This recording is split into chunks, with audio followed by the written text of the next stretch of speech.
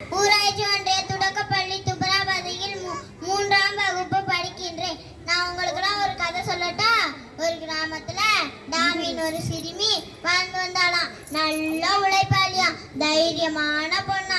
அந்த கிராமத்துல 2 பூதங்கள் எல்லாத்துக்குமே தொல்லை கொடுத்துக்கிட்டே இருந்துச்சான். ஒரு நாள் மாலை நேரத்துல டாமி வயலுக்கு போய் விளையாண்டுக்கிட்டே இருந்தாலாம். நேரம் போனதே தெரியலையா, இரவாயிடுச்சான். வீட்டுக்கு போற நேரத்துல டாமிய அந்த 2 பூதங்களும் திடீர்னு வந்து வழிய மறைச்சுக்குச்சான்.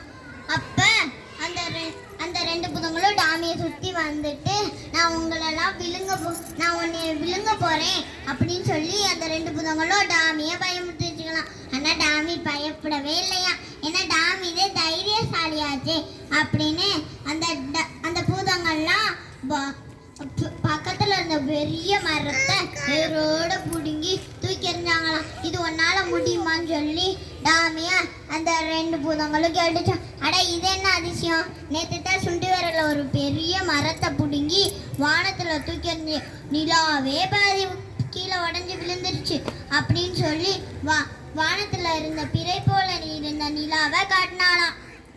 அட ஆமாடா, இந்த பொண்ணு பலசாலி தான் அப்படின்னு சொல்லி அந்த 2 பூதங்களும் பேசிக்கிச்சான். ஆனாலும் இந்த பொண்ணை விடக்கூடாது, நம்ம அறைக்கு தூக்கிட்டு போனோம் அப்படின்னு சொல்லி டாமியா அவங்க எதுவுமே இல்லாத ஒரு அறைக்குள்ள போட்டு பூட்டி வச்சுட்டாங்களாம். டாமி வேகமாக அங்கே ஒரு கட்டில் இருந்ததுல தலைவாணியெல்லாம் அடுக்கி வச்சு போர்வையை போத்தி வச்சுட்டு கட்டிலுக்கு அடியில ஒளிஞ்சு தூங்கிட்டாங்களாம்.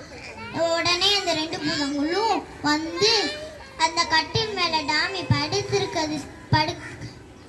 கட்டில் கீழே ஒளிஞ்சிருக்கிறது தெரியாம கட்டில் மேல குத்திக்கிட்டே இருந்தாங்களாம். நீ ஒரு குத்து நான் ஒரு குத்துன்னு சொல்லி குத்திக்கிட்டே இருந்தாங்களாம்.